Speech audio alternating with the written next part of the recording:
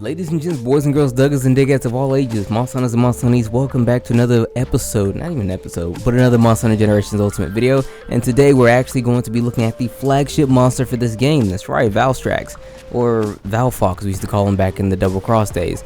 Regardless though, here we are with Elder Dragons. Now, I don't know if you guys have been paying attention in the way in which I've been uploading these videos, but we have done every single monster, I believe.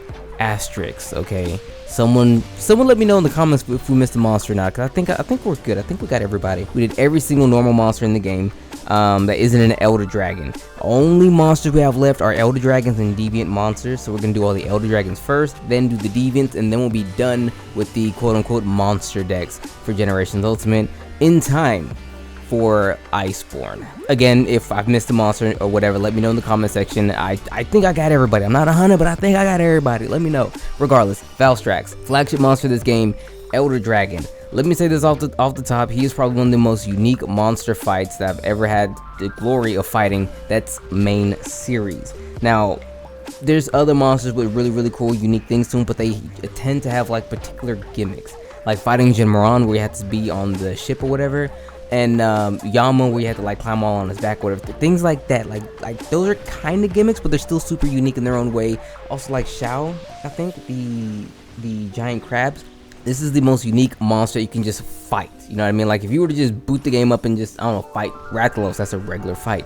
He's the most unique regular fight I've ever had in Monster Hunter game, because a lot of his attacks, I mean a lot of his attacks, are completely crazy and they're super cool. Now he does share a skeleton with that of Gormagala. I did say, however, a long time ago in my first video about this guy that he was 100% brand new. Well, he was like 90% brand new. I didn't really think to actually put the skeleton in there, that because they are technically the same, because he has full function of his wings. He uses them as if they were like raw appendages. Outside of that, he has a lot of super unique attacks. He actually uses his wings to damage you in a multitude of different ways. He uses it as like a blade where he'll swing it around his body with massive amounts of range. Okay, his thing is that he has range. He will come out and reach you, okay? Now, if you're someone who likes to stay really close to his body, you're probably going to be in, honestly, relatively good hands, because, like I said, he has a lot of range, and his arms, they kind of stretch out pretty far, but the problem with him, though, is that they stretch out pretty far, and so are those hitboxes. You can stand right up underneath them and surprisingly not get hit by a lot of different attacks. You would swear on your life that you're going to get completely decimated, but in all honesty, you're actually not going to.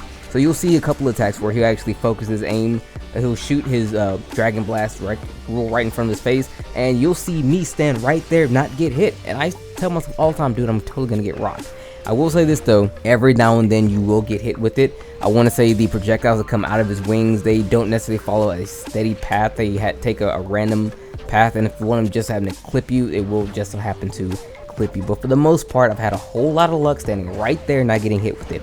Outside of that, the only way he can actually really hit you up close is if you were to stand not relatively back, but a little further back than you would think to be in like a right in his face situation. He'll use those same shooting bullets to actually hit you with it, like he had made me cart just then, or he'll actually just slam his wings down. He also does like to do a couple of bite attacks and trampling attacks, just like any other monster would, so he has a suite of attacks there as well. So don't think he completely is 100% brand new. There are a couple of tried and true attacks that most monsters have that he has as well. But with that being said, let's talk about his weaknesses, okay? So he's weak to, honestly, essentially everything except Dragon. We will talk about why not Dragon in a little bit, being the first Elder Dragon, if I'm not mistaken, to not have any real weakness to that of Dragon. But he's weak to essentially all other elements. He's kind of like a Savage Devil Joe, where you can just use any particular elemental weapon to do damage against him, because he just has no real elemental resistances to anything. And when it comes down to it, all the hit zones for the elemental weaknesses are the exact same. So it doesn't matter if you have water, fire, or thunder, or even ice, and hit him in the head, you're going to get the same amount of elemental damage you would have had it been anything else. So that's why normally I would suggest 2 elemental types. I'll say, hey, this is what it's mostly weak against, this is what it's secondary weak against. There's no secondary. Everything's just mostly, either it's all or nothing, which we will learn more of about this whole all or nothing tactic with this monster coming up real soon. But let's talk about why he's actually not weak to dragon. But before we do that, let's talk about the armor, which will in turn give us the reasons to why. So Valstrax armor comes in 2 variants, High and G, which is par for the course for most, but it looks as follows. Now the first skill is Dragon Spirit. We're gonna get to that in a second. Let's cover the other stuff first. Distance Runner, attack small, minus crit eye, or crit eye -1. Now that's the high rank. The G rank, you get Dragon Spirit, Distance Runner, attack up medium, and Crisis. Now let's talk about the attacks real quick. For the high rank, you get 13 points to attack, meaning it's still attack small, but if you put 2 more, you get medium. And for the G rank, it's 17 points to attack, so it's still attack medium, but if you put in 3 more, you get attack large. Now, Crisis, it gives you an additional attack boost. I believe it's another attack small boost when you're hit with an abnormal status effect. Let's move over to the main meat and potatoes. First, Distance Runner, you can run forever. Literally run forever. Your stamina will go right before you start to get fatigued and just stay there. It's like a better marathon runner in certain, it depends on how you are. If you're a hammer user, marathon running is still better, but if you're just like anyone else, just running just for the sake of trying to get to an area, Distance Runner will maintain an like a small amount of stamina and will never deplete past that point. But once you start to do things that require you to use stamina, like guard or things like that, then the stamina will be depleted, but it's essentially infinite run. Anyway, now Dragon Spirit, when your health goes below 2/3, okay, 2/3 is your full capacity, so like let's say 60 to 70% health, roughly in between that range, like 65% health. Once you get below that, kind of like the heroics thing, you are afflicted with Dragon Blight. Now, here's the bonus to this. Once afflicted with Dragon Blight, it's a free thing, it just happens. Once afflicted with Dragon Blight, all your elemental resistances are increased to maximum. So you have 50 resistance to fire, 50 to water, 50 to ice, 50 to electricity or thunder it is, but your dragon stays the same, okay? But you're maxed on all your other resistances. You also get an attack and defense bonus, I think of small as well. So with all that being said, let's look at the set itself. You get an attack bonus with Dragon Spirit, okay? You get attack up, let's just say large, because 3 points is free. And then you get an attack bonus with Crisis because you're ailed with Dragon Blight. So that's 3 attacks, well, 3 attack bonuses you can have from this armor, which is why it's a very common piece of armor to see once you see the late game, because it's three attack buffed pieces of stuff. It's just good. That's why it's good. And Distance Runner, because you can run forever. So a lot of people like to take this particular set, couple it with like Focus or something like that, and have a really decent great sword set, myself included. I ran this for a while until I upgraded to a monster we'll talk about much later. But that's essentially what the armor is, and that's the reason why it's weak to all the other elements, because once it's in Dragon Spirit, it's actually good against it. It's a weird little dynamic, but it's a really cool thing nevertheless. But that's his armor. You get that particular skill for both high and G rank. It's just Dragon Spirit. Again, once your health goes below 2/3, you get this buff, and you get afflicted with Dragon Blight. So if you run the G rank joint with the Crisis, you get the extra bonus by being afflicted with Dragon Blight. Now, once your health goes back up, it's wiped clean and gone. It's just gone, just like that. But all you have to do is just get your health back below that again, and then you're good to go. So it's kind of a thing you would like to run with friends. I wouldn't say randoms, because randoms would like to heal you. Then again, taking away your, well, thus rather taking away your ability to have more attack. But that's the armor. It's really cool, very solid armor. But then again, much later in the game, you're going to be missing cool things like the critical stuffs, because you know crits is always the meta, but having a whole lot of attacks is pretty meta too. But that's the armor. It's pretty solid. Now, if you remember what I said before, I said it's either wholehearted or not at all.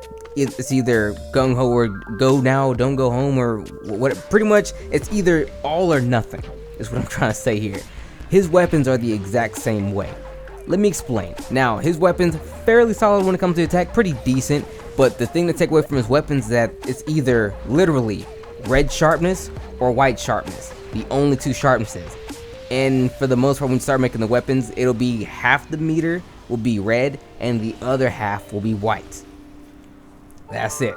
There's no green, there's no orange, there's no yellow, there's no purple. It's red, white. Now, for the fact that there's so much white, the attack isn't like 370. You'll find stuff around 340, 330, 320 kind of error for most of his weapons, and that's pretty solid when it comes to the dragon. And truth be told, with the attack multiplier of white and having so much of it, as the fight progresses, you're probably going to catch better numbers in terms of killing potential for like speedruns, if you will, with these weapons, because you never have to stop to sharpen. The sharpness is that big, especially when you max the weapon out. It's literally more than half the meter with white sharpness. So I recommend his weapons for sure, if not only just to have laying in the cut, to maybe potentially make it your main dragon weapon, because they're pretty solid. The only other weapon that I would actually recommend you guys even use for dragon would be like Lao, but we'll get to Lao in a separate video. Valstrax, super unique monster, really cool attacks, takes a couple of fights to really get him down. He's pretty fun, he's pretty wanky,